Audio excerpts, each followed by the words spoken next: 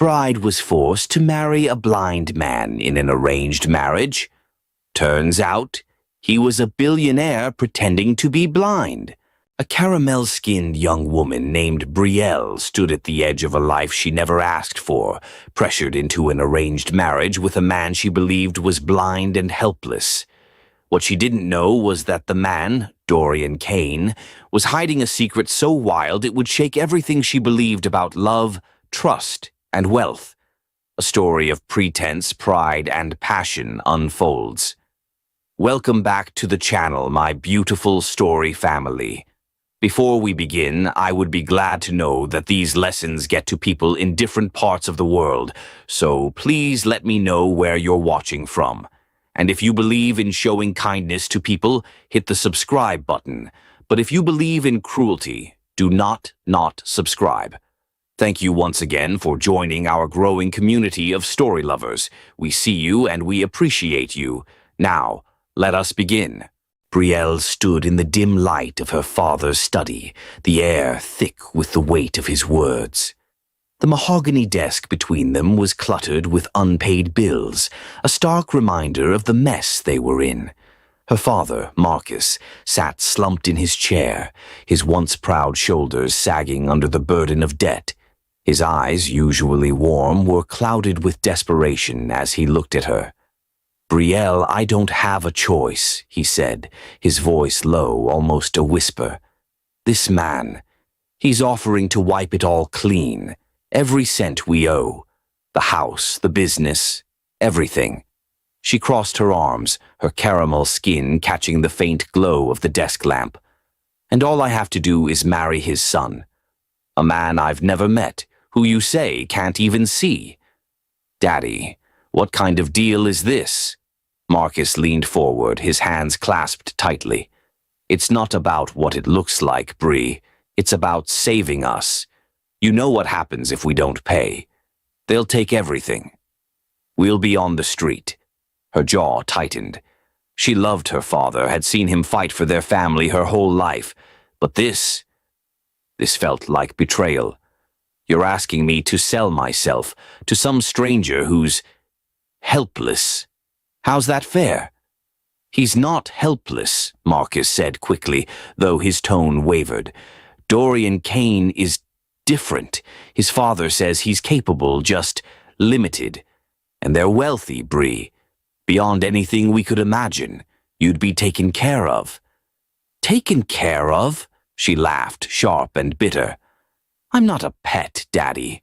I don't need anyone to take care of me. I've got my job, my life."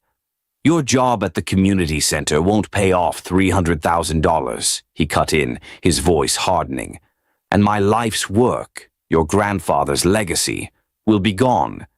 Is that what you want?" Brielle turned away, her eyes stinging. She wanted to scream, to storm out, but the image of her father's tired face held her in place. She thought of her mother, gone 5 years now, and how she'd always said family was everything. Would she have wanted this? Sacrifice for survival? "Who is this man?" Brielle asked finally, her voice quieter. "The father, I mean. The one pulling the strings."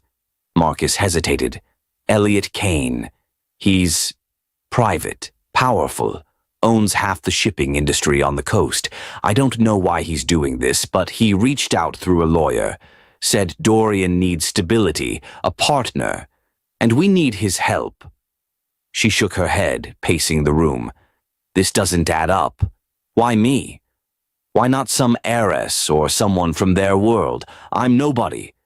"You're not nobody," Marcus said fiercely. "You're strong, Bree, smart. Maybe that's what they see. Or maybe they see someone desperate enough to say yes," she shot back. She stopped pacing, her hands on her hips. "What's Dorian like? Have you even met him?" "No," Marcus admitted, "but Elliot says he's reserved, private, like his father. He lost his sight years ago, some accident. Doesn't like pity." "Great," she muttered. "So I'm marrying a recluse who can't see and doesn't want me there. Sounds like a dream." "Brielle," Marcus said, standing now, his voice pleading. "I wouldn't ask if there was another way." You know that?" She looked at him, really looked. The lines on his face were deeper than she remembered, his hair grayer. He wasn't the invincible man who'd carried her on his shoulders as a kid. He was breaking, and she was the only one who could hold them together. "I'll meet him," she said at last, the words heavy. "But I'm not promising anything." Relief flooded Marcus's face. "Thank you, Bree. That's all I ask." She didn't answer, just turned and left the study, her heart pounding. Outside, the night air was cool against her skin, but it did nothing to ease the storm inside her. What kind of man needed a wife he didn't know? And what kind of father would demand this of his son? The next day, Brielle found herself in the back seat of a sleek black car, the leather seats cold against her legs. The driver, a silent man in a crisp suit, hadn't said a word since picking her up. She stared out the window as the city gave way to rolling hills, her stomach twisting. The Kane estate was an hour outside town, a world away from her modest life. When the car pulled up to the gates, she sucked in a breath. The mansion loomed ahead, all sharp angles and glass, surrounded by manicured gardens that stretched endlessly. It wasn't just wealth, it was power, carved into every detail. The driver opened her door and she stepped out, smoothing her simple sundress. She'd refused to dress up, to play their game. If they wanted her, they'd get the real Brielle, not some polished version. A woman in her 50s with a tight bun and a clipboard greeted her at the entrance. "Miss Lawson, I'm Helen, Mr. Kane's assistant. Follow me, please." Brielle nodded, her sneakers silent on the marble floor as they entered. The foyer was massive, a chandelier glittering above like a frozen waterfall. Everything screamed money, but it felt empty. No warmth, no life. Helen led her to a sitting room where a man stood by a window, his back to her. He was tall, broad-shouldered, dressed in a tailored black suit. Dark glasses hid his eyes, and a cane rested lightly in his hand. "Dorian Kane." "Mr. Kane," Helen said softly. "Miss Lawson is here." He didn't turn immediately, and Brielle felt a flicker of irritation. Was he ignoring her? Finally, he faced her, his movements deliberate, almost too precise. "Miss Lawson," he said, his voice low, smooth, with an edge she couldn't place. "Thank you for coming." She crossed her arms, studying him. His jaw was sharp, his dark hair neatly combed, but those glasses made him unreadable. "Didn't have much choice," she said, keeping her tone even. "This wasn't exactly my idea." His lips twitched, not quite a smile. "Nor mine. But here we are." She frowned, thrown by his directness. "So, what's the deal? Your dad picks a random woman and you just go along with it?" He stepped closer, his cane tapping lightly against the floor. "My father believes in solutions, not debates. He thinks this," he gestured vaguely between them, "is practical." "Practical," she echoed, her voice sharp. "That's what you call marrying a stranger?" "What would you call it?" he asked, tilting his head. There was something in his tone, amusement, challenge, that made her pause. "A mistake," she said bluntly, "for both of us." He didn't react, just stood there, his stillness unnerving. "You don't know me, Miss Lawson. Maybe you'll change your mind." "Doubt it," she said, but her confidence wavered. Something about him didn't add up. The way he moved, the way he seemed to track her voice.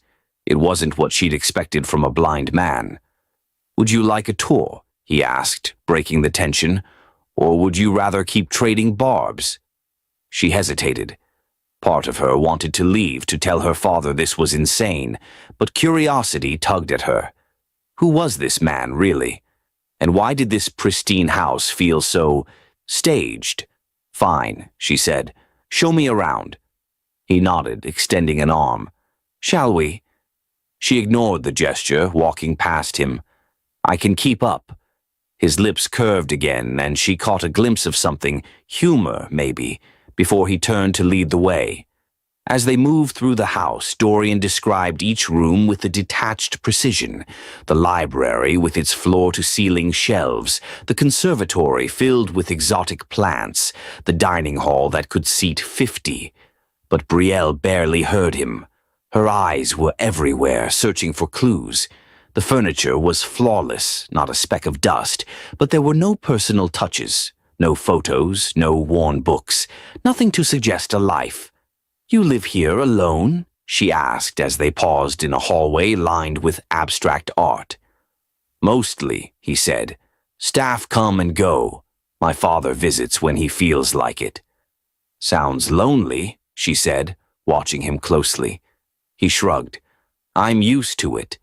She didn't buy it. Nobody lived like this, surrounded by wealth but cut off from the world, without a reason. "Why do you need a wife, Dorian?" "Really?" He stopped, his hand tightening on his cane. "You're direct. You're dodging," she countered. For a moment he said nothing, and she thought he'd brush her off. Then he spoke, his voice quieter. "My father thinks I need grounding, someone to keep me from disappearing into myself." "And you let him decide that?" she asked, incredulous. "You're here because of your father, aren't you?" He shot back, and she flinched. He wasn't wrong. "Touché," she muttered, "but I'm not signing my life away without answers. What's your deal? Why go along with this?" He turned toward her, and even with the glasses, she felt the weight of his attention. "Maybe I'm curious," he said.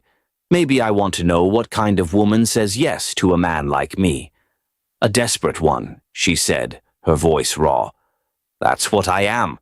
But I'm not naive. There's something you're not telling me." He didn't answer, just tilted his head again, like he was studying her.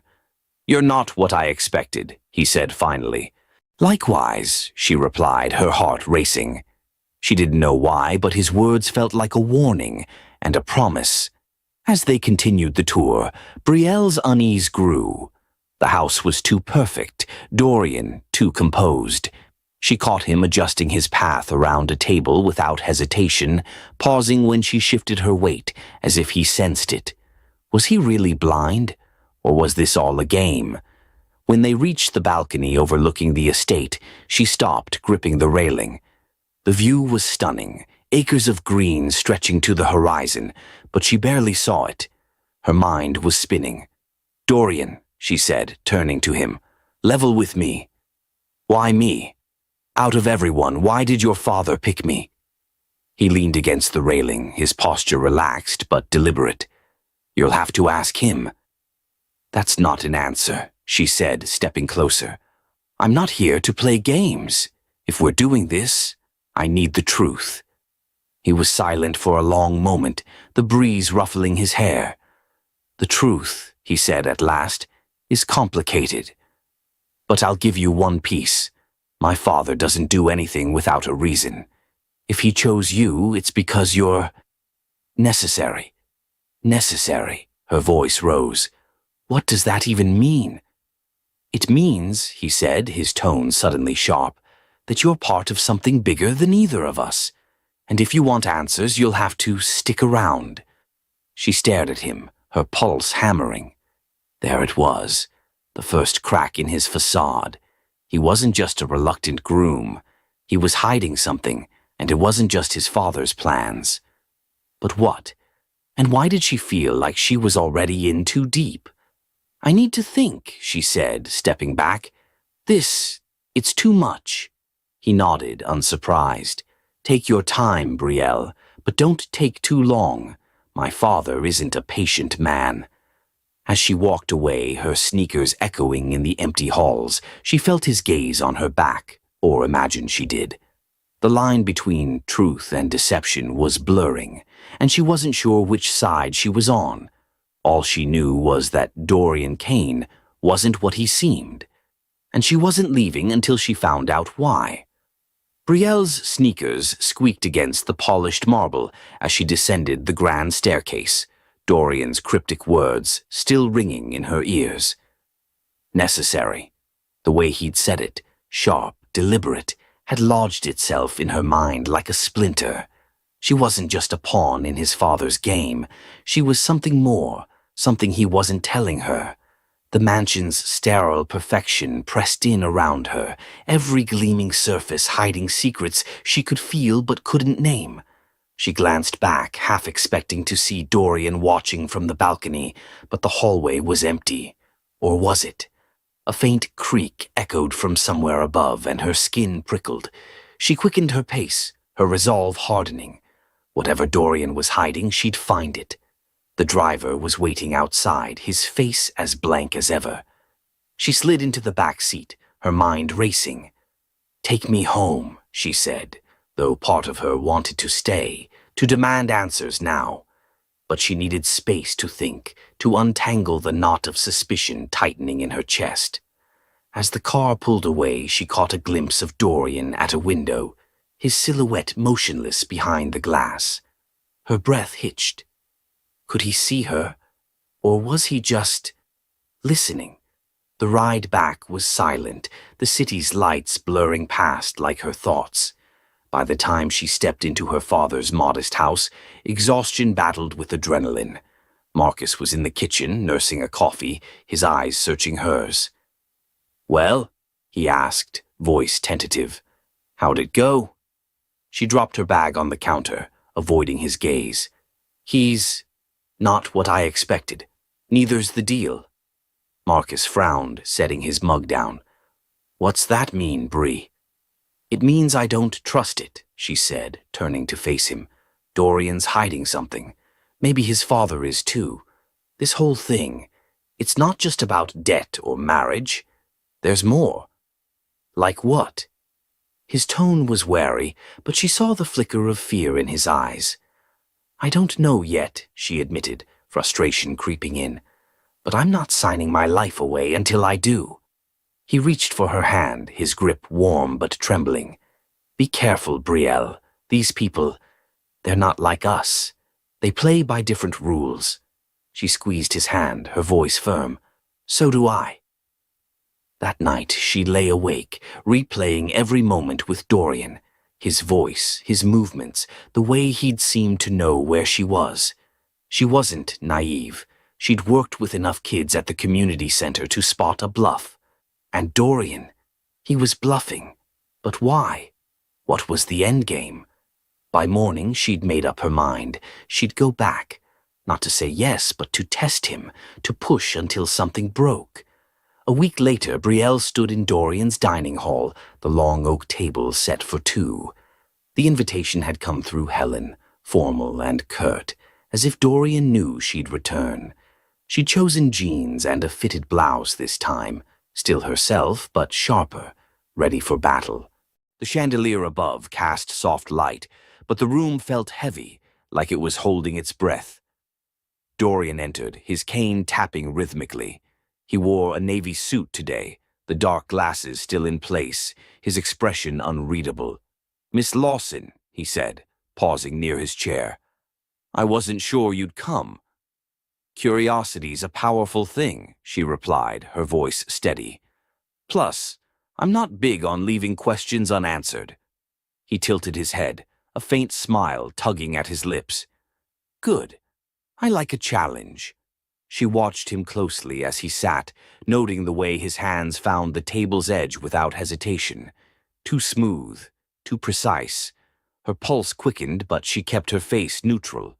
"So," she said, leaning back in her chair, "what's this dinner about? Another sales pitch for your father's grand plan?" He chuckled, low and warm, surprising her. "Maybe I just wanted to see you again."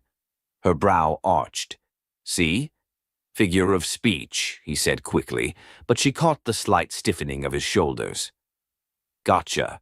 The meal was served. Roasted lamb, herbed potatoes, wine she didn't touch. They talked, or rather sparred. She probed about his childhood, his accident, his father's empire. He answered in half-truths, deflecting with questions of his own, about her job, her dreams, why she stayed in a city that chewed up people like her. His interest felt genuine, but it didn't soften her guard. If anything, it made her warier. Why did he care? As dessert arrived, a delicate mousse she barely tasted, she decided to test him. The glass of water by her plate was full, condensation slick against her fingers. She nudged it casually, her eyes on Dorian, and let it tip.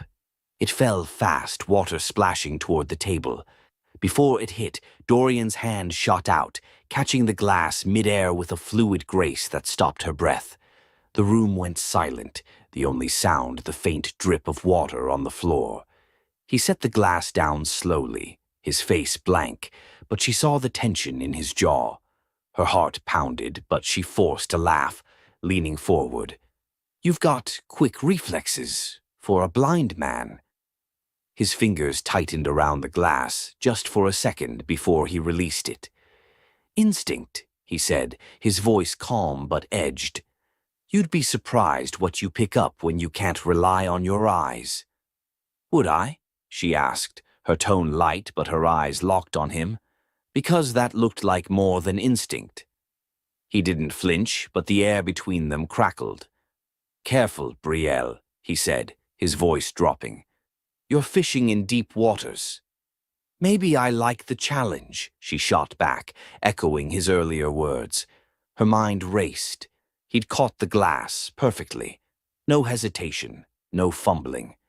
Either he was the most intuitive blind man alive, or he wasn't blind at all. She stood, pushing her chair back. "Thanks for dinner, Dorian. It was enlightening." He rose too, slower, his cane in hand but barely touching the floor. "Leaving so soon?" "Got a lot to think about," she said, holding his gaze, or what she assumed was his gaze behind those glasses. "Like why a man who claims he can't see moves like he's watching every step I take." His lips parted, just slightly, but he said nothing. She turned and walked out, her pulse hammering. The game had changed. Dorian wasn't just hiding something, he was playing a role, and she was done being a spectator. Outside, the night air hit her like a slap, clearing her head. She climbed into the waiting car, her thoughts a tangle of anger and exhilaration. He'd slipped, and she'd caught it. But why the lie? Was it about control, trust, or something bigger like he'd hinted? Necessary. That word again. What did Elliot Kane want with her? And what was Dorian's stake in this? Back home, she paced her tiny bedroom, the walls closing in. She pulled out her phone, scrolling through old messages from her father, her friends, anyone who might anchor her. But nothing felt solid anymore. She stopped at a photo of her mother, smiling in a sunlit garden. "What would you do, Mama?" she whispered. No answer came, but the memory of her mother's strength steadied her. She wasn't helpless. She'd find the truth. The next day, she called Helen, her voice firm. "Tell Dorian I want to meet again. Tomorrow. His place." Helen's pause was brief but telling. "I'll pass it along, Miss Lawson." Brielle hung up, her jaw set. She wasn't just going back for answers. She was going to confront him. If Dorian thought he could outplay her, he was about to learn how wrong he was. But deep down, a small voice warned her. Whatever she found might change everything, and she wasn't sure she was ready for that. Brielle's resolve burned hotter than ever as she hung up the phone, her fingers still trembling from the call to Helen. Dorian's slip with the glass replayed in her mind, his hand darting out, precise, deliberate. It wasn't just a reflex, it was proof. He was lying, and the weight of that lie pressed against her chest like a stone. She paced her bedroom, the photo of her mother still propped on her nightstand, its quiet strength no match for the storm in her head. Tomorrow she'd face him, not just to demand answers, but to dig until his carefully crafted mask cracked wide open. She barely slept, her dreams jagged with images of dark glasses and a mansion that felt more like a cage. The next morning she dressed with purpose, black jeans, a fitted jacket, boots that made her feel grounded. No more sundresses or hesitation. She was done playing nice. The driver arrived on time, his silence familiar now, and the hour-long ride to the Kane estate passed in a blur of strategy. She'd confront Dorian, yes, but she'd watch him first. Every gesture, every word. If he was hiding his sight, there'd be other tells. And if he wasn't, well, she'd figure that out too. When she stepped into the mansion, Helen greeted her with the same clipped efficiency, but there was a new edge in her eyes, like she sensed the shift in Brielle's demeanor. "Mr. Kane is in the library," she said, gesturing down the hall. "He's expecting you." Brielle nodded, her boots echoing as she walked.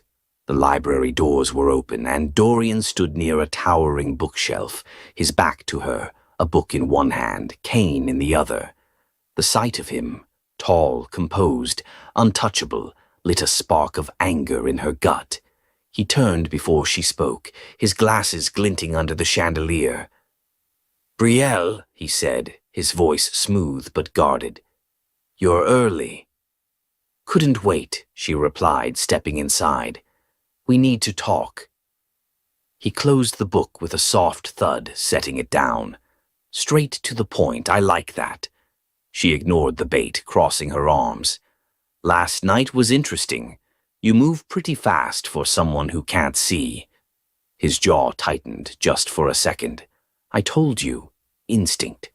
"Right," she said, her tone sharp. "Instinct that lets you catch a glass like you're tracking it with your eyes." He tilted his head, a faint smile playing on his lips. "You're observant." "And you're dodging," she shot back. "What's the game, Dorian? Why pretend?" He stepped closer, his cane tapping lightly, but she noticed it barely touched the floor, like a prop, not a necessity.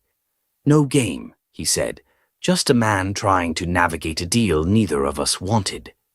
Her pulse raced, but she held her ground. "I don't buy it, and I'm not leaving until I get the truth." His smile faded, and for a moment, something raw flickered across his face. Frustration, maybe, or something deeper.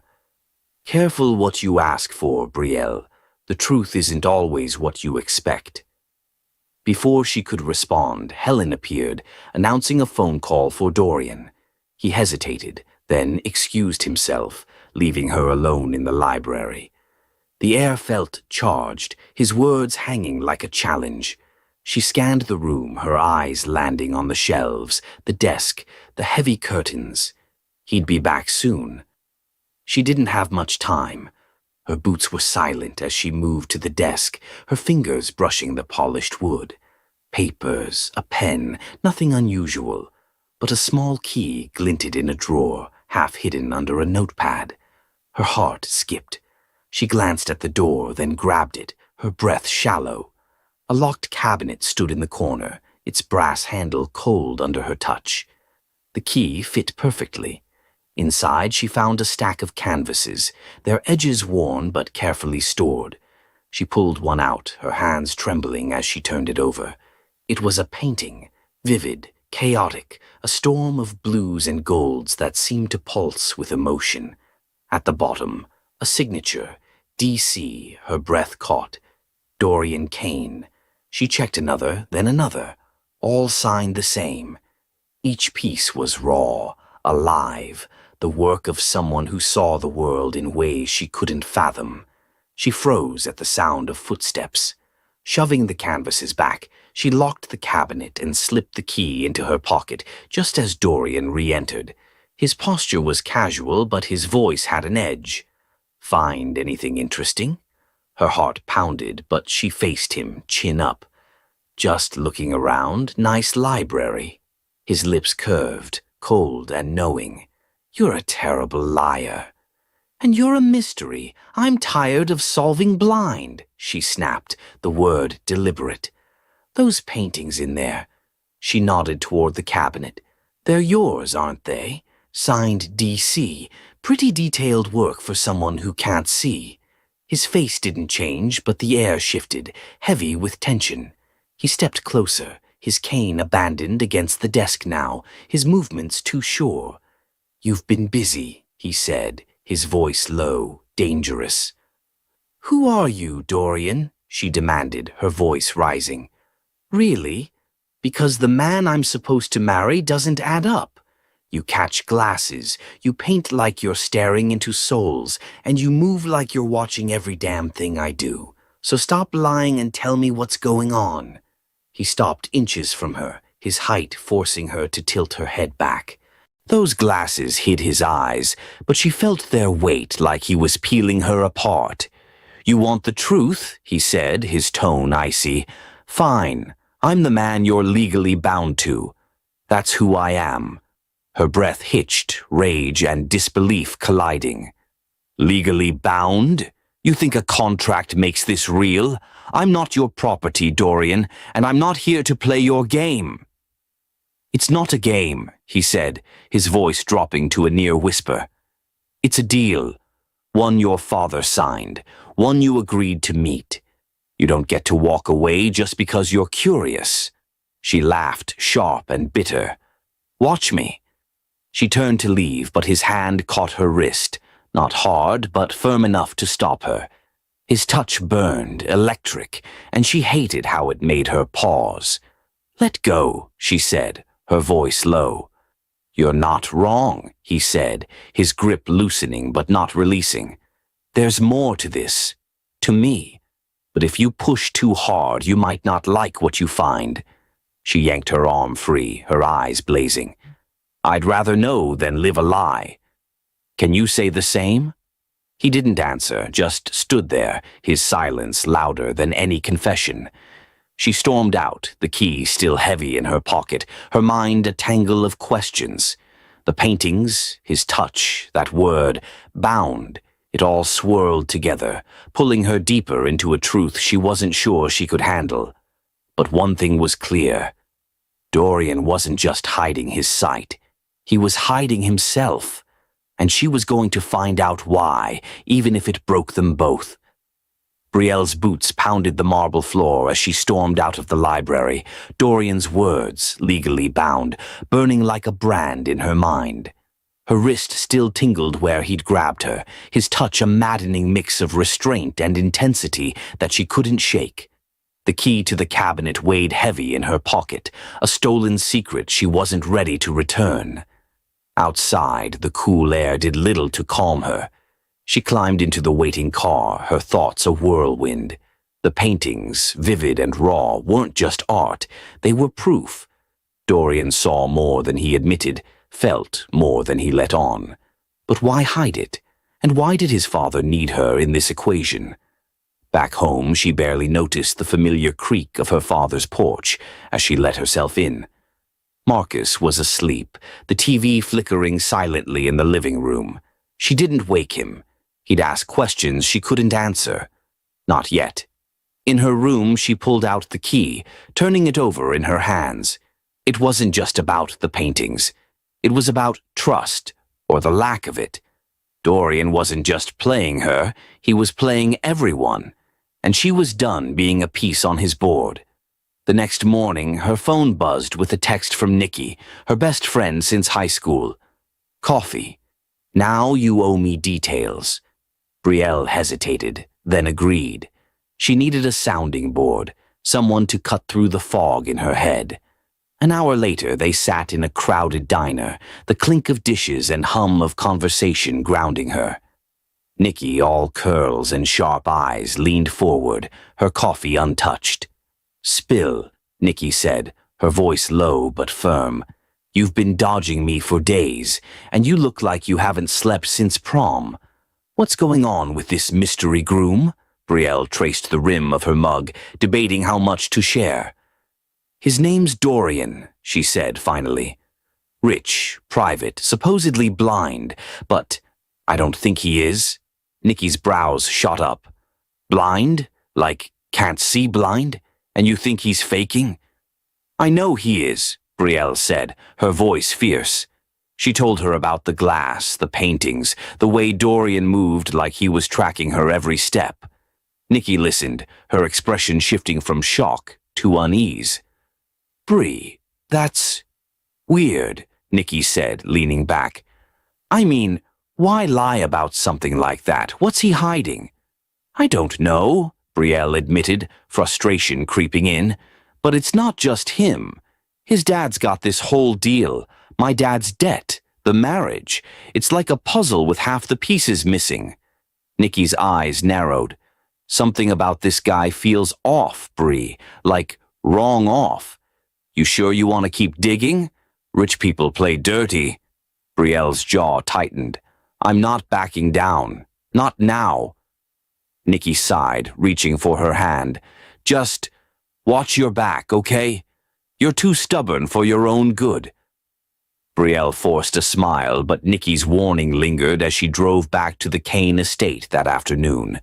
She'd called Helen again, demanding another meeting, but this time she wasn't going to confront Dorian. Not yet. She wanted answers, and if he wouldn't give them, she'd find them herself. The mansion was quieter than usual, the staff scarce. Helen had mentioned Dorian was out for a few hours, which gave Brielle a window. She slipped past the foyer, her boots muffled on the rugs, and headed for the west wing, a part of the house Dorian had never shown her. Her pulse raced, but she kept moving, driven by the need to know. That's when she ran into Preston. He appeared around a corner, all charm and tailored confidence, his blonde hair catching the light. She'd met him once before, a cousin of Dorian's, he'd said, visiting briefly. His smile was easy, but his eyes were too sharp, like he was always calculating. Brielle, he drawled, leaning against the wall. Lost, are we? She stiffened, her guard up. Just exploring. Dorian said I could look around. Did he now? Preston's smile widened, but it didn't reach his eyes. You're a curious one. Not sure that's a good thing in this house. Her skin prickled, but she kept her tone light. What's that supposed to mean? He stepped closer, his voice dropping. Dorian's not what he pretends to be, you know. All that brooding, helpless act. It's a front. But I bet you figured that out already. Her breath caught, but she didn't flinch. You seem to know a lot about him. Family secrets, he said, his eyes locked on hers. Let's just say Dorian's got more control than he lets on. And you're a complication he didn't plan for. She crossed her arms, her heart pounding. Why tell me this? Preston's smile turned sly. Maybe I like you, Brielle. Maybe I think you deserve better than being his pawn. He reached out, brushing a strand of hair from her face, his touch too familiar. She stepped back, her voice cold. I'm not anyone's pawn, and I don't need your help. Suit yourself, he said, shrugging. But when it all falls apart, don't say I didn't warn you. He walked away, leaving her rattled. Preston's words echoed Nikki's warning, but they carried a different weight, less concern, more agenda. Was he trying to help her or stir the pot? Either way, he'd confirmed what she already suspected. Dorian was hiding more than his sight. Shaking it off, she continued down the hall, her steps quicker now. She found a locked door at the end of the corridor, its frame heavier than the others, almost hidden behind a tapestry she refused to notice. The key from the library didn't fit, but a loose hinge caught her eye. With a quick glance around, she pried it open, the door creaking as it gave way. Inside was a studio, bathed in soft light from a skylight. Canvases lined the walls, some half-finished, others vibrant with color. Storms, faces, landscapes that felt alive. All signed D.C. Her breath hitched. This wasn't just a hobby, it was a secret life. She moved deeper, her fingers brushing a paint-stained table, when a voice froze her. What are you doing here? She spun around. Verna, one of the housekeepers, stood in the doorway, her wiry frame tense, her eyes narrowed. Brielle hadn't seen her much. Verna kept to herself, always cleaning, always watching. Now her gaze was sharp, almost accusing. I got turned around, Brielle said, her voice steady despite her racing heart. Didn't mean to intrude. Verna's lips thinned. This isn't a place for guests. Mr. Kane doesn't like people in his studio. His studio, Brielle echoed, her mind latching onto the confirmation.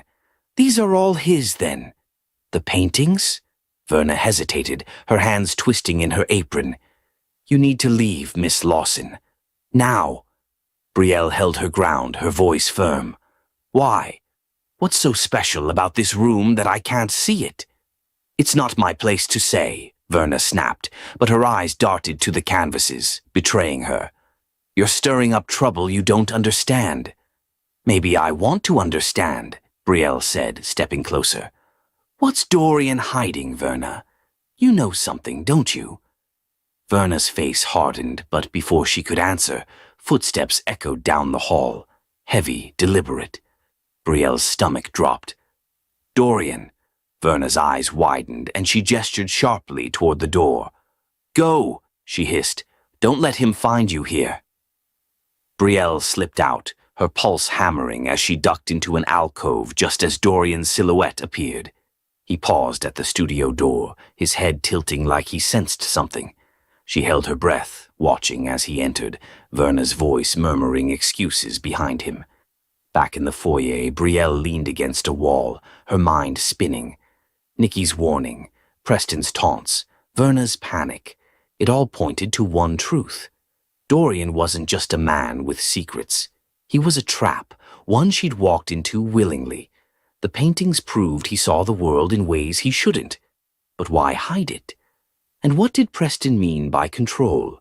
Her father's debt, the marriage, the mansion. It was all connected, and she was the thread tying it together. But how?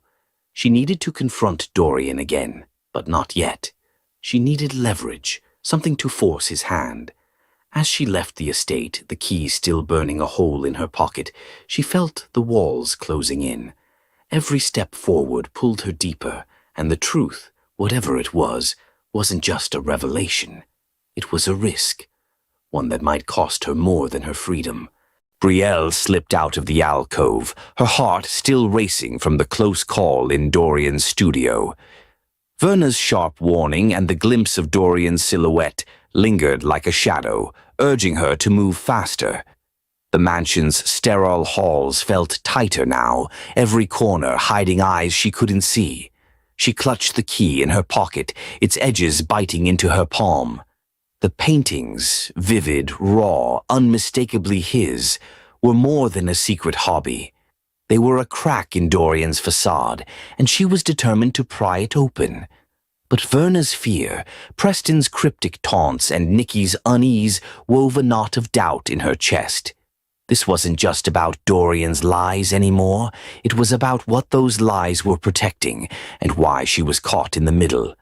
She didn't go home. Instead, she lingered in the city, finding a quiet cafe to clear her head. Her phone buzzed, Nikki checking in, but Brielle ignored it. She needed focus, not more warnings. By dusk, she'd made a decision. She'd return to the estate tonight when the staff was minimal and Dorian was less likely to expect her. If answers were hidden, she'd find them where he didn't want her looking. Under the cover of night, she drove herself, parking a quarter-mile from the estate and slipping through a side gate she'd noticed during her last visit. The grounds were silent, the mansion's windows dark, except for a faint glow in the west wing. Her boots crunched softly on gravel as she moved, her breath shallow. She wasn't a thief, but adrenaline sharpened her senses, making every rustle feel like a threat. The side door was unlocked. Careless or intentional? She didn't care. Inside, the air was cool, the silence heavy. She retraced her steps to the west wing, past the studio to a hallway she'd barely explored. A narrow door caught her eye. Half hidden behind a heavy curtain she refused to linger on. It was locked, but the key from the library fit, turning with a soft click. The room beyond was small, almost a closet, its walls lined with shelves of files and a single desk. A safe sat in the corner, its digital panel glowing faintly. Her stomach twisted. This wasn't an office, it was a vault, a place for secrets. She hesitated, then rummaged through the desk, finding a folded note with a string of numbers scrawled in sharp handwriting. A code? She typed it into the safe's panel, her fingers trembling. The lock beeped and the door swung open. Inside were documents, neatly stacked. She pulled one out, her eyes scanning the letterhead. Kane Industries. Her breath caught. The name was familiar. Shipping, tech, real estate, a giant her father had mentioned in passing. But the next line stopped her cold. Dorian Kane, Chief Executive Officer. She flipped through more. Contracts, emails, financials, all signed with his name, dated recently. Her hands shook as she uncovered a photo. Dorian, glasses off, standing at a podium, addressing a boardroom. His eyes were clear, focused, seeing. The room spun. Dorian wasn't just pretending to be blind. He was running an empire, hiding in plain sight. The marriage, her father's debt, her presence, it wasn't random. She was part of a plan. But what? Rage surged, drowning her shock. He'd played her, used her, and she'd let him. She stuffed a few papers into her jacket and locked the safe, her mind racing. She had to confront him. Now. Slipping out, she moved through the mansion, her boots silent but her pulse loud in her ears. A light burned in the library. He was there. Dorian stood by the window when she entered, his back to her, Kane resting against a chair. He didn't turn, but his voice cut through the silence. "You're bolder than I thought, coming back tonight." She didn't flinch, stepping forward, the papers burning a hole in her jacket. "And you're a better liar than I gave you credit for, CEO." He stiffened, then turned, his glasses catching the lamplight. "You've been busy." "Busy?" She laughed, sharp and raw, pulling out the documents and tossing them on the desk. "Kane Industries, your signature, your face in a boardroom looking very much like a man who can see. What was this, Dorian? Some twisted test?" He didn't touch the papers, didn't move. His silence infuriated her more than any excuse could. "Say something," she snapped, closing the distance between them. "You've been playing me from the start, pretending to be blind, helpless, when you're running a damn empire. Why? What do you want with me?" He removed his glasses slowly, revealing eyes that were sharp, piercing, alive. They locked onto hers, and for the first time she felt truly seen and exposed. "You want the truth," he said, his voice low, steady. "I pretended to be blind to find someone who'd love me for me. Not my money." Her breath caught, rage mixing with disbelief. "Love? You think this is about love? You lied to my face, manipulated my family, dragged me into your world with a contract I didn't want. That's not love, Dorian. That's control." His jaw tightened, but his voice stayed calm, almost raw. "You don't understand. I've spent years surrounded by people who see my name, my wealth, and nothing else.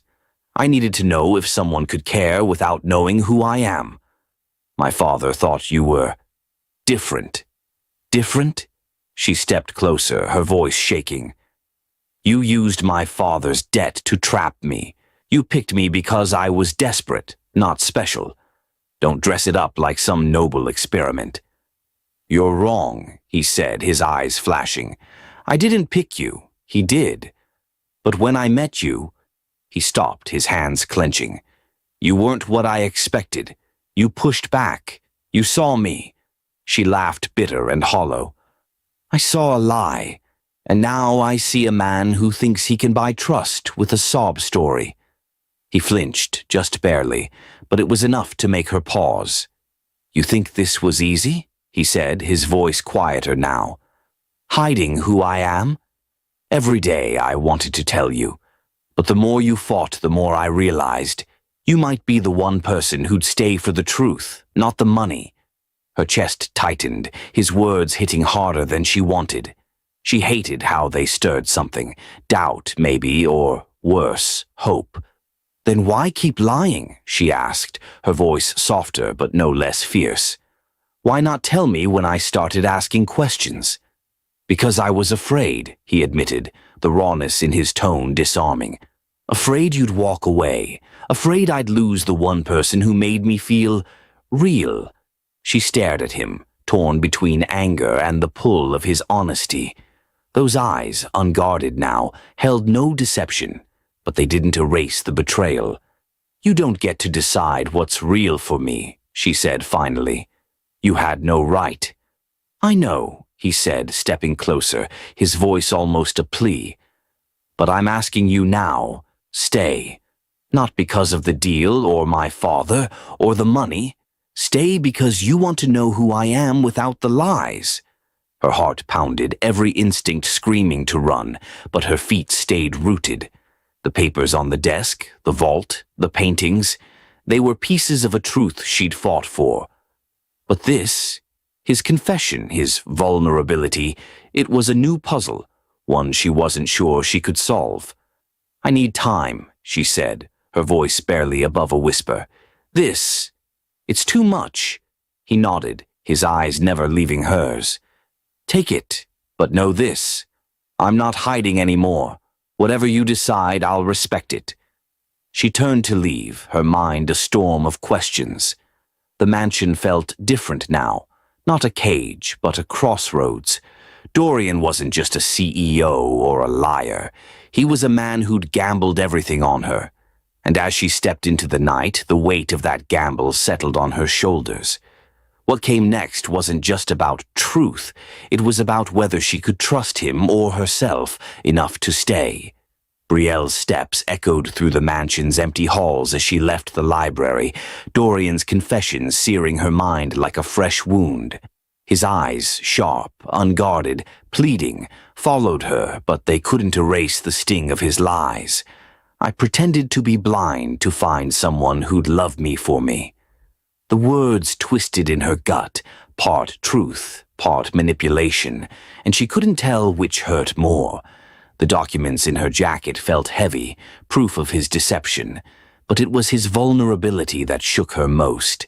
He'd bared himself, offered her a choice, and yet she felt trapped all over again. Outside, the night air was sharp, biting at her skin as she climbed into her car. She didn't look back. She couldn't.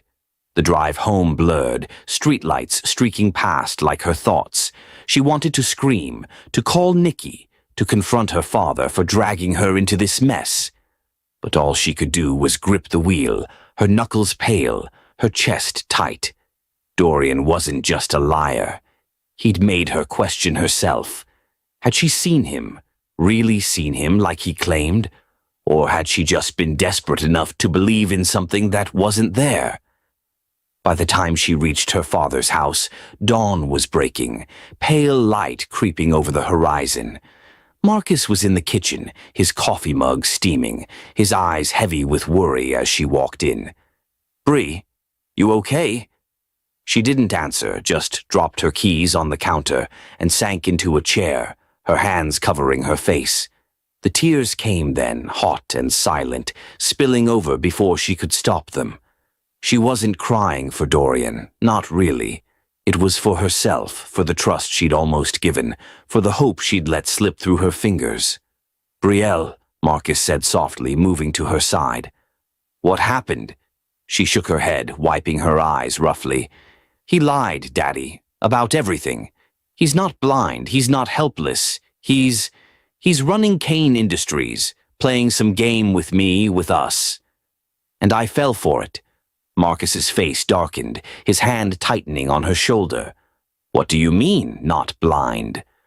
She told him about the glass, the paintings, the vault, the CEO title, Dorian's confession. Her voice broke as she finished, the weight of it all crashing down. He said he wanted someone who'd love him for him, not his money. But he used me to find out. He used you. Marcus pulled her into a hug, his arms steady but his voice rough. "I'm so sorry, Bree. I never should have pushed you into this." She pulled back, her eyes burning. "Why didn't you tell me how bad it was? The debt, the threats. Why let it get to this?" He looked away, shame etching his face. I thought I could fix it. Thought this deal was our way out. I didn't know. I didn't know he'd hurt you like this." She stood, pacing, her tears drying into resolve.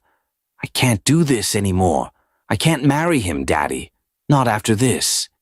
"Then don't," he said, his voice firm. "We'll figure it out. Whatever it takes." But it wasn't that simple, and they both knew it. The contract, the debt, Elliot Kane's shadow, it loomed over them, unyielding. Still, Brielle clung to one truth. She wasn't staying in Dorian's world, not like this. She grabbed her phone, ignoring the unread messages from Nikki, and typed a single line to Helen. "I'm done. Tell Dorian it's over." She hit send, her heart lurching, then grabbed her bag. "I'm going to Nikki's," she told Marcus, her voice steadier now. "I need space." He nodded, his eyes wet. "Be safe, Bree. I love you." "I know," she said, hugging him tightly before heading out. The morning was cold, the sky gray, matching the ache in her chest. As she drove to Nikki's apartment, the tears came again, slower this time, each one carrying a piece of her anger, her hurt, her hope. Dorian had seen her, maybe more than anyone, but he'd broken her trust to do it.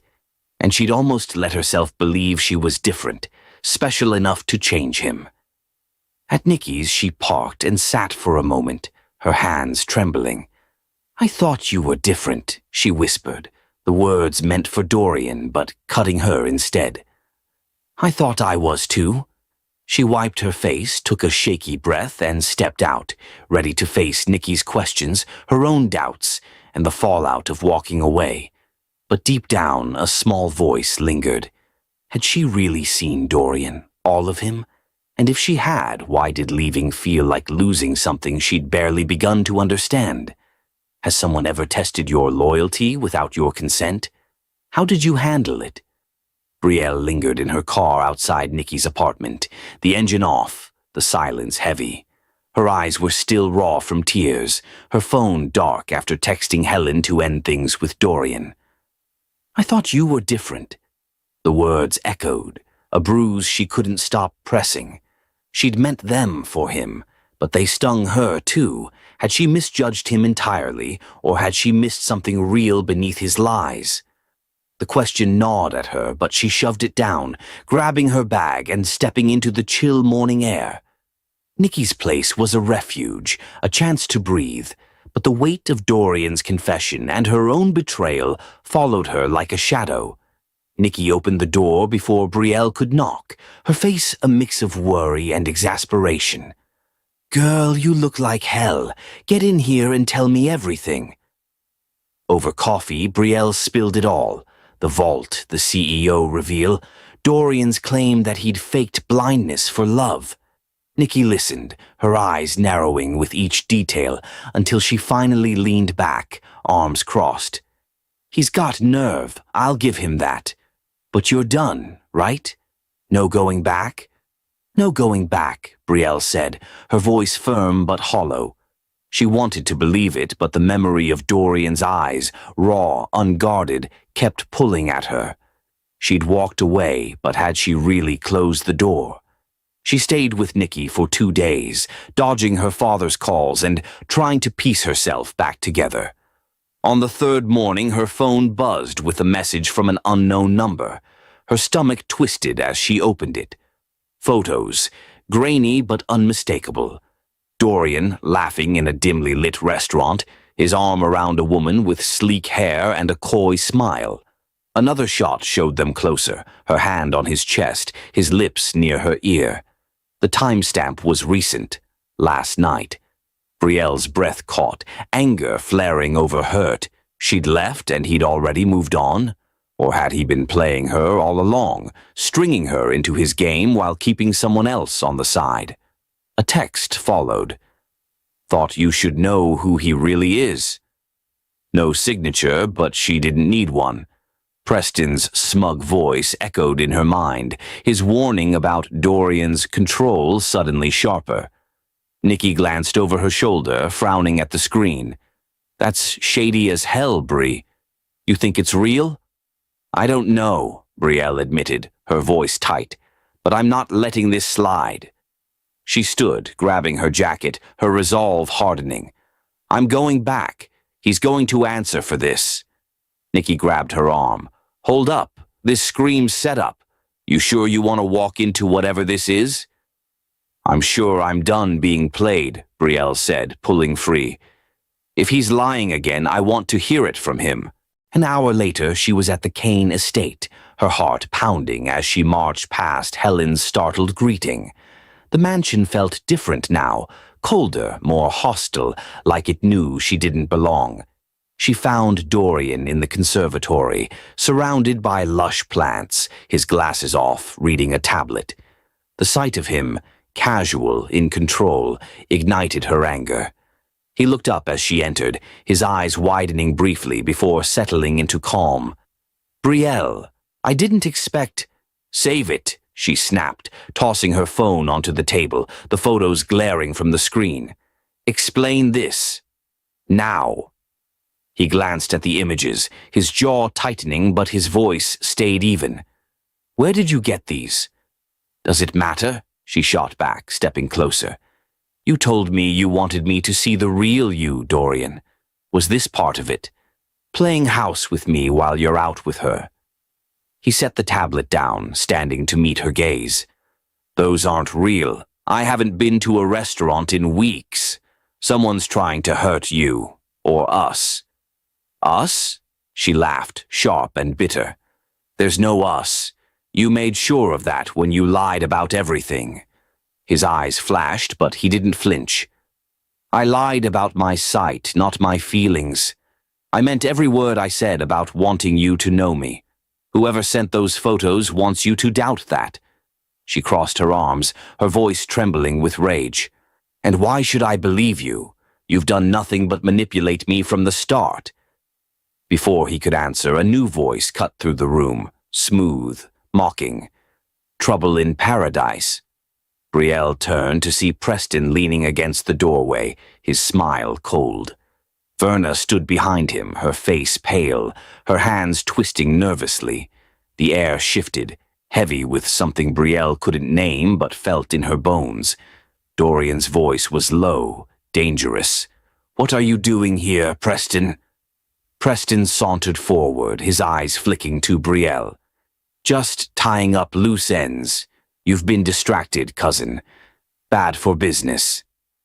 Brielle's stomach dropped. The photos, Preston's sudden appearance, Verna's unease. It clicked. You sent them, she said, her voice steady despite her racing pulse. You doctored those pictures.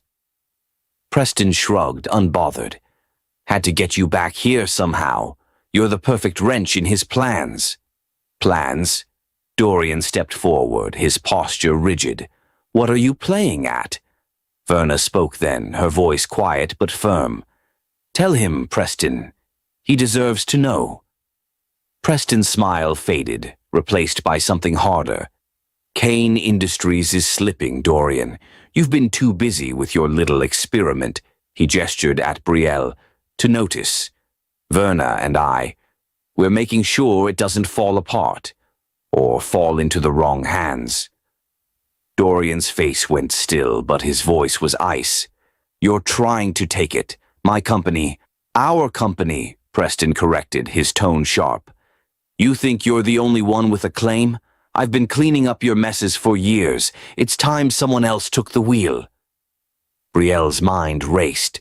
Preston wasn't just stirring trouble. He was staging a coup. And Verna, loyal Verna, was in on it.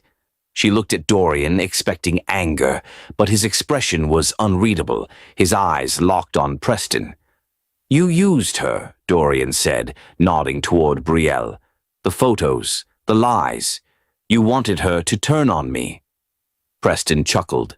She was halfway there already. Didn't take much. Brielle's fists clenched, her voice cutting through.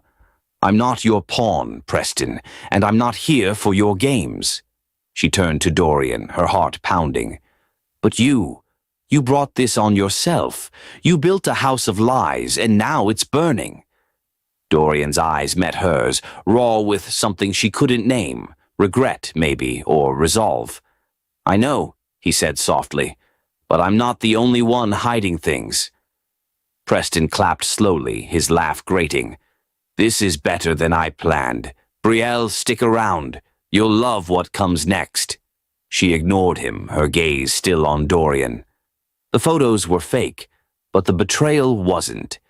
Preston's scheme, Verna's complicity, it all stemmed from Dorian's secrets.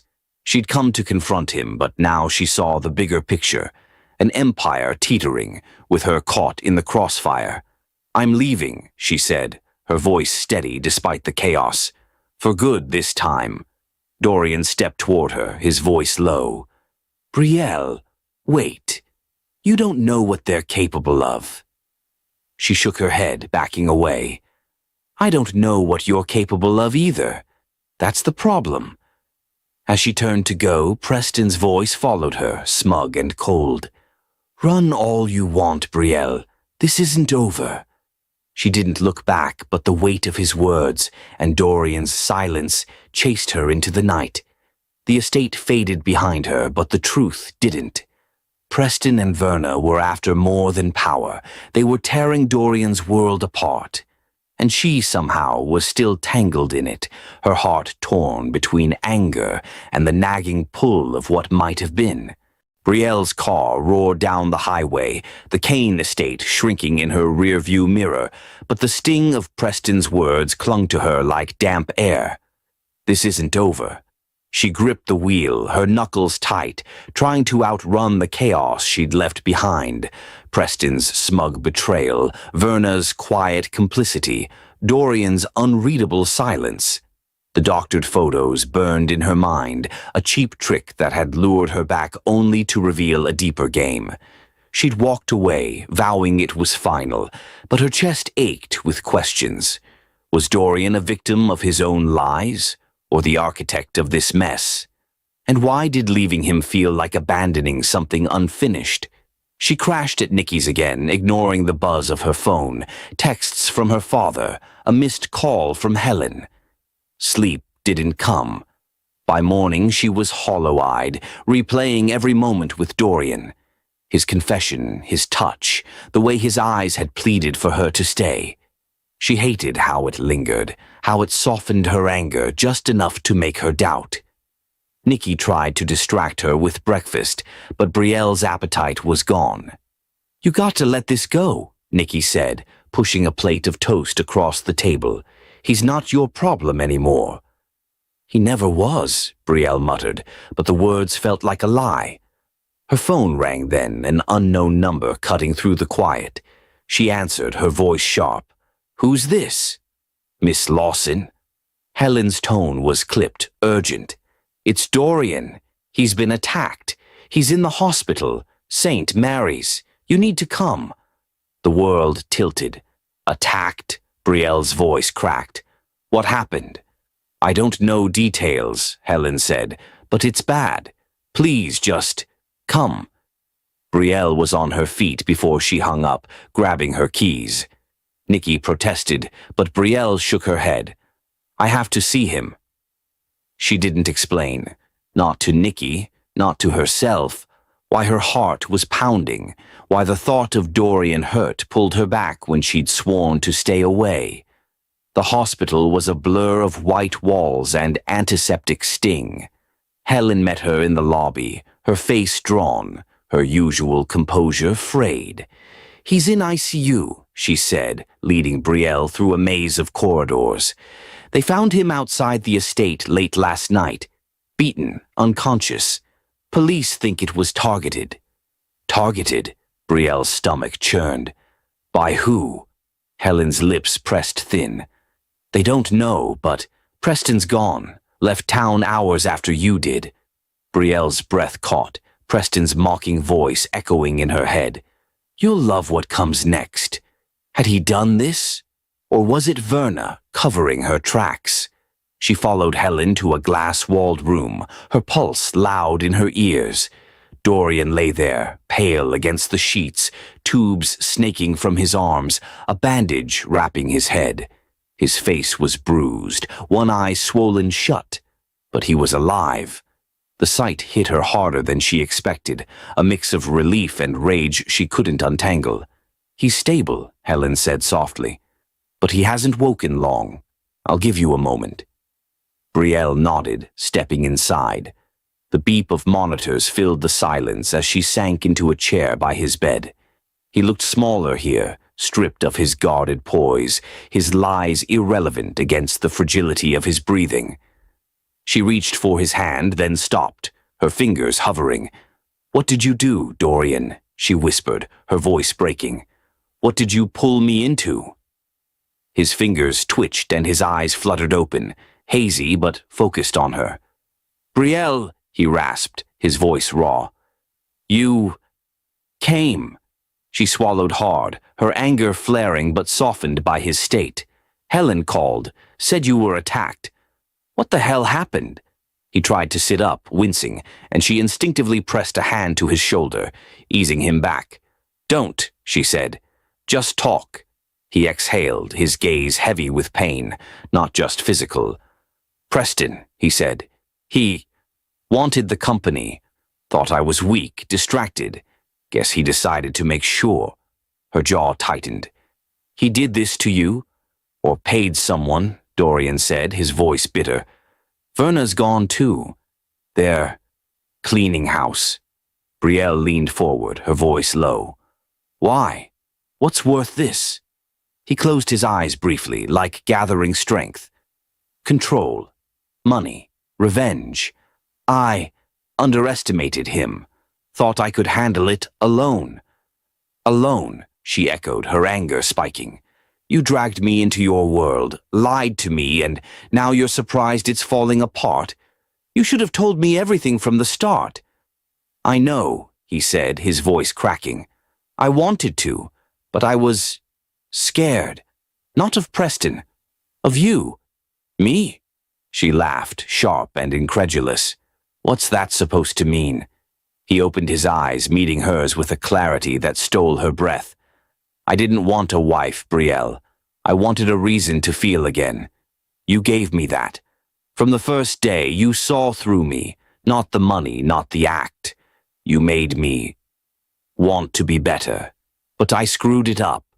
Her chest tightened, his words slicing through her defenses. She wanted to hate him, to walk away again. But the rawness in his voice held her.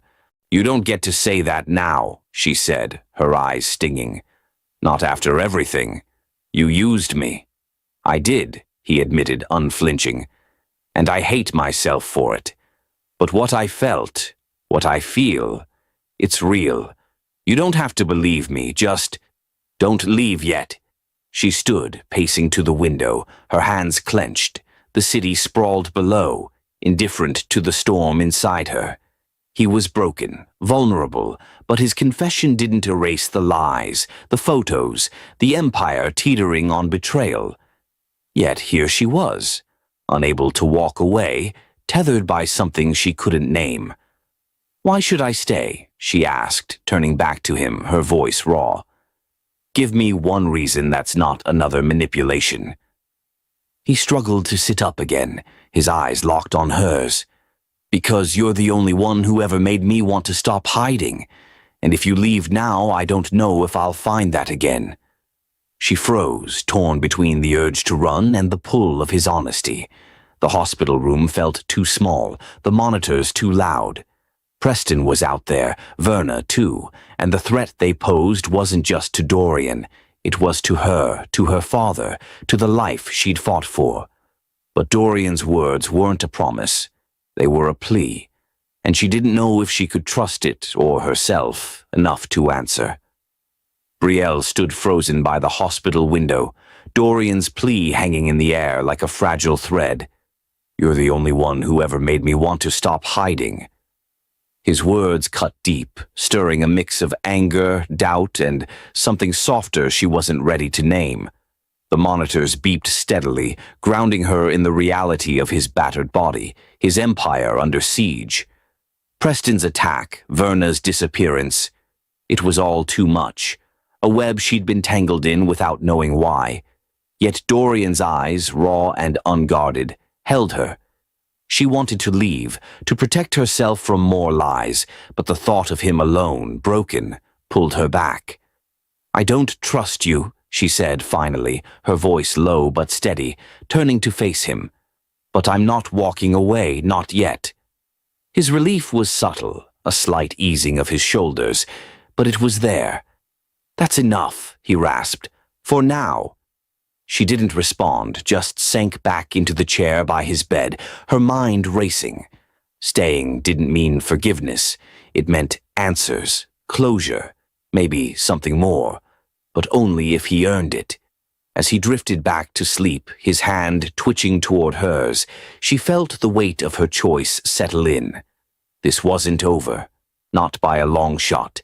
Days turned into weeks, and Brielle found herself at the hospital daily, then at the rehab center where Dorian was transferred. She didn't plan it, didn't want to admit how natural it felt to check on him, to bring coffee and sit through his slow, stubborn recovery. He was different without the glasses, without the act. Weaker, yes, but also sharper. His humor dry but warm, his gratitude quiet but real. They talked, really talked, about her job at the community center, his childhood before wealth hardened his world, the paintings he'd hidden for years. "I never showed anyone," he said one afternoon, his voice stronger now, sitting up in his wheelchair. "Art was mine, the one thing I didn't owe to anyone." "Then why hide it?" she asked, leaning against the window, her arms crossed but her tone softer than before. He looked at her, his eyes clear, no longer veiled.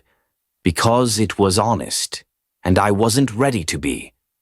That honesty became their foundation, fragile but growing.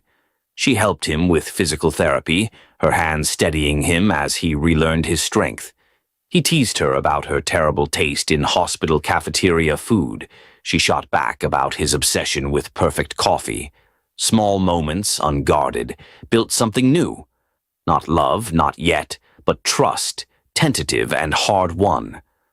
One evening he asked her to come with him somewhere. "No tricks," he promised, a faint smile tugging at his lips. "Just something I want you to see." Curiosity won out, and she drove them to a small gallery downtown, its windows glowing against the dusk. Inside, the walls were lined with his paintings, storms, faces, colors that seemed to breathe. She recognized his style instantly, the raw emotion she'd glimpsed in his studio. A new piece hung at the center, unveiled just for her.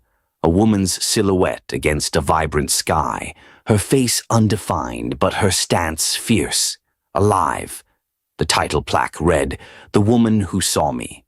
Her breath caught, her fingers brushing the frame. "This is me?" "You," he said, standing close, his voice low. "Not the contract, not the lies, just you." She turned to him, her eyes stinging, but her heart steady. "You're not playing fair." "I'm not playing at all," he said, his gaze unwavering. "Not anymore." That night, something shifted.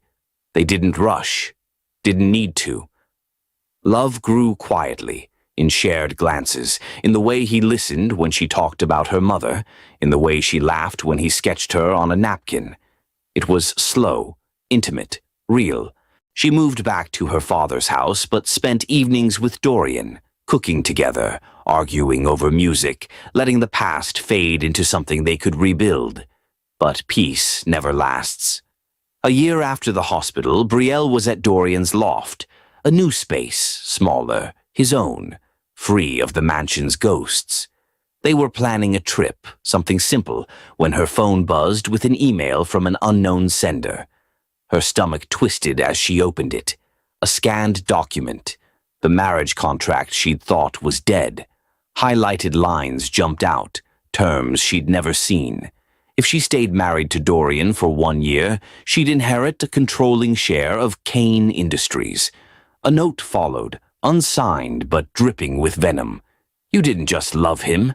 You were part of the plan." She froze, the air sucked from the room. Dorian was in the kitchen, humming softly, oblivious. Her hands shook as she read it again, the words slicing through her. A plan. Again. Had he known? Had this, them, been another layer of his game? The door buzzed and Dorian answered it before she could stop him. Preston stood there, leaner now, his smile sharp as a blade. "Missed me?" he said, his eyes locking on Brielle. She stood, the contract burning in her mind. "You sent this," she said, her voice cold. Preston shrugged, stepping inside like he owned the place. "Thought you deserved the truth. Dorian's good at leaving out the fine print." Dorian's face hardened, his eyes flicking to Brielle. "What's he talking about?" She held up her phone, her voice trembling with rage. "This, the contract. Did you know? About the shares, the timeline. Did you know I'd get control of your company if I stayed?" His eyes widened, and for a moment she saw genuine shock. "No," he said, stepping toward her. "Brielle, I swear I didn't—" "Don't," she cut him off, backing away. "You've lied before. How do I know this isn't another act?" Preston laughed, low and cruel. "Oh, it's no act. Elliot set it up, his way of keeping Dorian in line. You were the bait, Brielle. The perfect incentive." Dorian rounded on him, his voice lethal. "Get out. Now." Preston raised his hands, smirking. "Just delivering the news. She's earned it, don't you think?" Brielle's chest heaved, her eyes locked on Dorian. His shock felt real, but so had his love, his confessions, his paintings. And yet here was Preston, peeling it all back, exposing another layer of manipulation. Had she been a fool again, building something true on a foundation of someone else's design? "I can't do this," she said, her voice breaking. She grabbed her bag, ignoring Dorian's plea. "Brielle, wait, let me explain." She pushed past Preston, her boots loud against the floor, and didn't look back. Outside, the city blurred through her tears. She walked, aimless, the contract's words looping in her head. Part of the plan. She'd loved him, slowly, honestly, against her better judgment, and now it felt tainted, a chess move in a game she hadn't agreed to play. Dorian's painting, his touch, their quiet nights. They were real, weren't they? But Elliot's shadow, Preston's cruelty, the shares she'd never wanted, they were real too. She stopped at a park bench, her breath shaky, her heart torn. Walk away and she'd lose him, maybe forever. Stay and she'd risk another betrayal. The choice wasn't just about love. It was about who she was and whether she could trust herself to see the truth through the lies. Brielle wandered the city streets, the weight of Preston's revelation crushing her resolve. The contract's hidden terms, shares of Kane Industries tied to a year of marriage, felt like a blade, slicing through the love she'd built with Dorian. His shocked denial echoed in her mind, but so did his past lies, each one a crack in the trust she'd fought to give him. She stopped at a park bench, the cold seeping through her jacket, her tears drying into a hollow ache. "You were part of the plan." Preston's words mocked her, but worse was the doubt. Had Dorian known? Had their quiet nights, his painting, the way he'd held her, had it all been orchestrated by Elliot's design? She couldn't face him, not yet. She needed truth, not his promises. She didn't go to Nikki's this time. Instead, she drove to her father's house, the one place she could anchor herself. Marcus was at work, the house silent as she let herself in. Her old room felt smaller now, the photo of her mother still propped on the nightstand, a reminder of strength she desperately needed. She sank onto the bed, her bag spilling open, and something caught her eye. A small USB drive tucked in a side pocket, labeled in her father's jagged handwriting. For Bree. Her heart stuttered. She hadn't seen it before, must have missed it in the chaos of moving back and forth. She plugged it into her laptop, her hands trembling as Marcus's voice filled the room, rough with guilt. "Brielle, if you're hearing this, I'm sorry. I didn't know how deep this went." The recordings were fragmented, dated months ago, conversations with Elliot Kane's lawyer, then Elliot himself. Marcus sounded desperate, cornered, his debt a noose tightening with every call.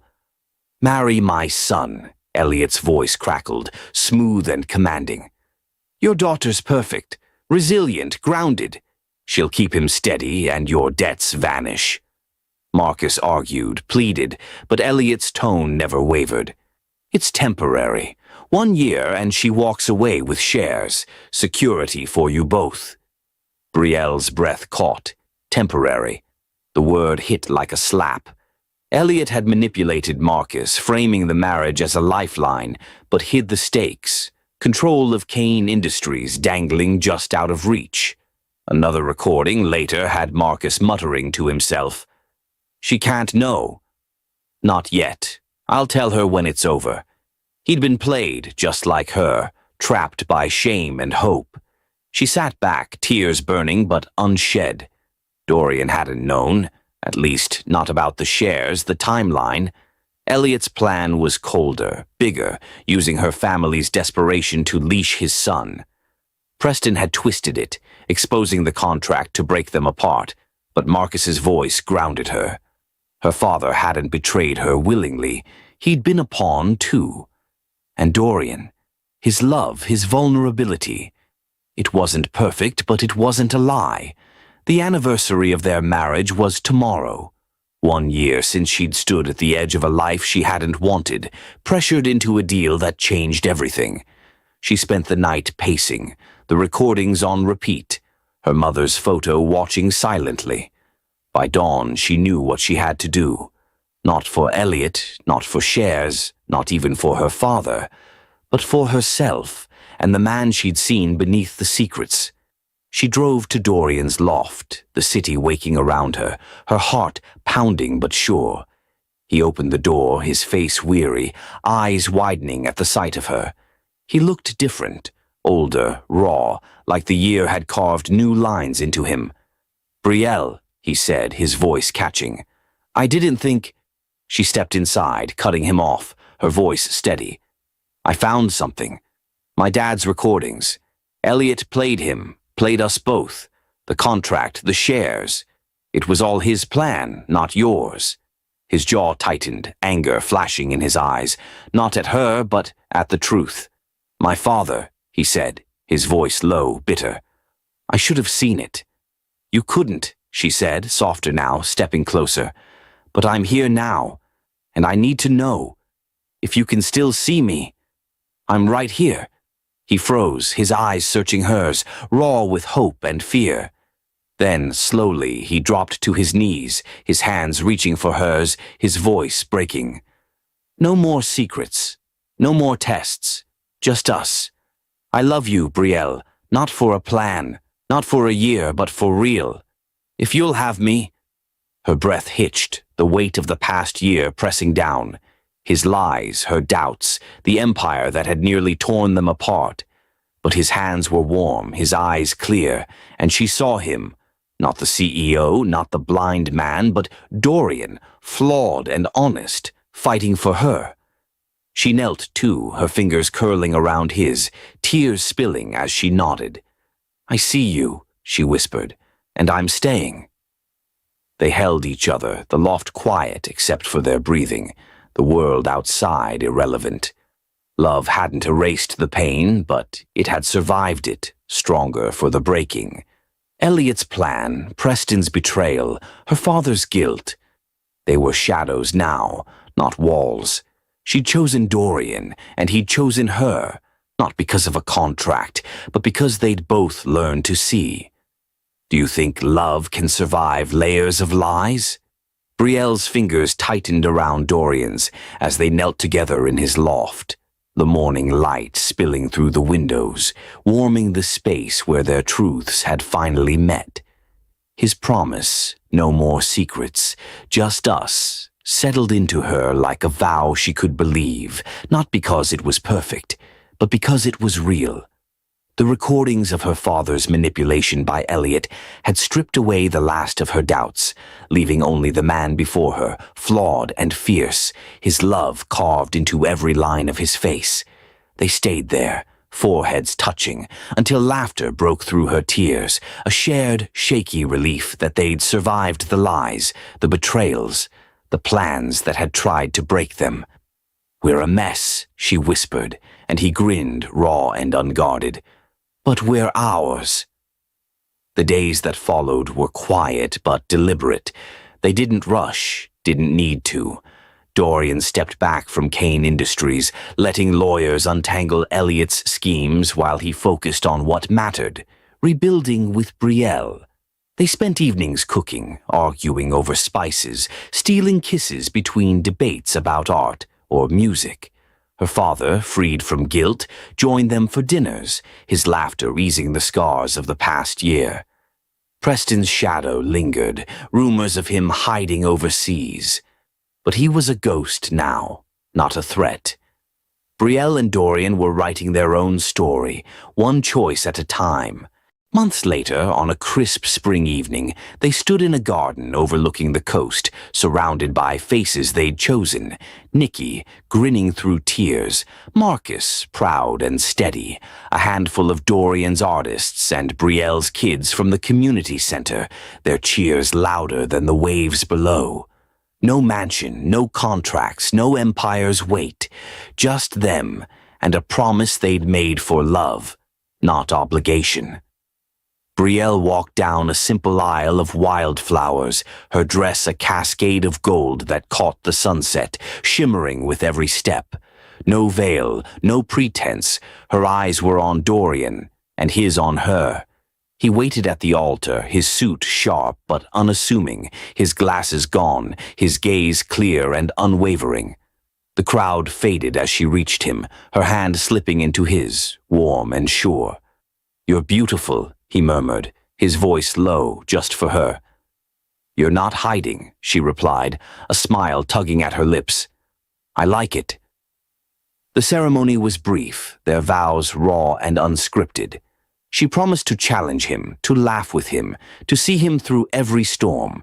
He swore to be her anchor, her partner, never to let secrets come between them again. When they kissed, the crowd erupted, but Brielle only felt him, his breath, his heartbeat, the man she'd fought to know. As the stars emerged, Dorian took her hand, leading her to a quiet corner of the garden. The music and laughter faded behind them, leaving only the sound of waves and their breathing. He faced her, his eyes bright, no trace of the man who'd once hidden behind dark lenses.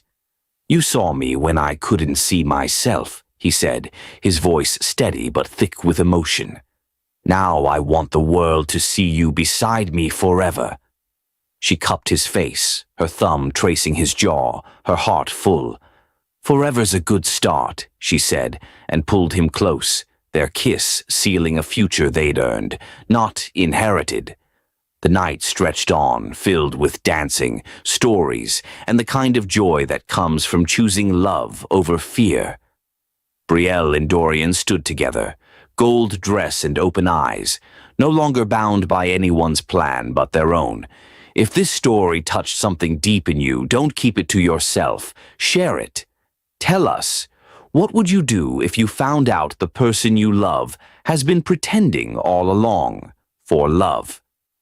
Don't forget to like, subscribe, and comment. We read everything you write. Thank you for being part of our growing story family. Until next time, stay kind, stay curious, and keep loving deeply.